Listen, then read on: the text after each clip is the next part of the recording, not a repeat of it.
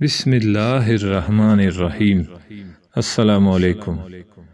فرانسیسی جنرل گورو نے شام میں قدم رکھا، صلاح الدین ایوبی کے قبر پر گیا اور قبر کو لات مار کر کہا، اٹھو صلاح الدین، ہم پھر آ گئے۔ جب فرانسیسی جنرل نے مراکش میں قدم رکھا تو یوسف بن تاشفین کی قبر کے پاس گیا اور قبر کو لات مار کر کہا، اے تاشفین کے بیٹے اٹھو، ہم تمہارے سرہانے پہنچ گئے ہیں۔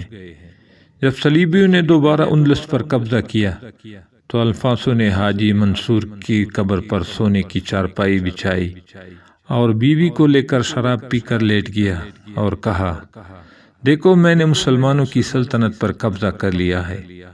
جب یونانی فوج ترکی میں داخل ہوئی تو یونانی فوج کے سربراہ نے خلافت عثمانیہ کے بانی عثمان غازی کی قبر کے پاس گیا اور کہا، اٹھو اے بڑی پگڑی والے، اٹھو اے عظیم عثمان، اٹھو، دیکھو اپنے پوتوں کی حالت دیکھو، ہم نے اس عظیم سلطنت کا خاتمہ کیا جس کی تم نے بنیاد رکھی تھی، ہم تم سے لڑنے آئے ہیں۔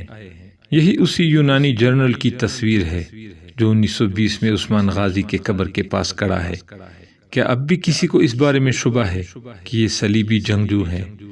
سلطان صلاح الدین ایوبی، یوسف بن تاشفین، حاجب منصور اور عثمان غازی کے ارواح کو کتنی تکلیف ہوتی ہوگی کہ عالم اسلام کے نوجوان ان کے کارناموں کو بھول گئی، اسے فراموش کر دیا اور ٹک ٹاک اور کتنے نئے طریقوں سے اپنے آپ کو دنیا کے سامنے تماشا بنا رہے ہیں۔ اور اگر کسی سے بات کرو تو وہ کہتے ہیں کہ یہ تو ٹیلنٹ ہے۔ کیا ان مجاہدین اسلام کا یہ ٹیلنٹ نہیں تھا؟ یا ٹیلنٹ صرف فحاشی اور عریانی کو فروغ دینا ہے، صرف اپنے آپ کو دنیا کے سامنے رسوا کرنا ہے؟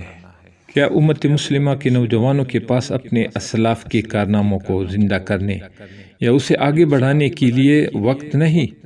یا یہ صلیبیوں کے بچھائے ہوئے وہ جال ہیں جس میں ہم بخوشی پنسے جا رہے ہیں؟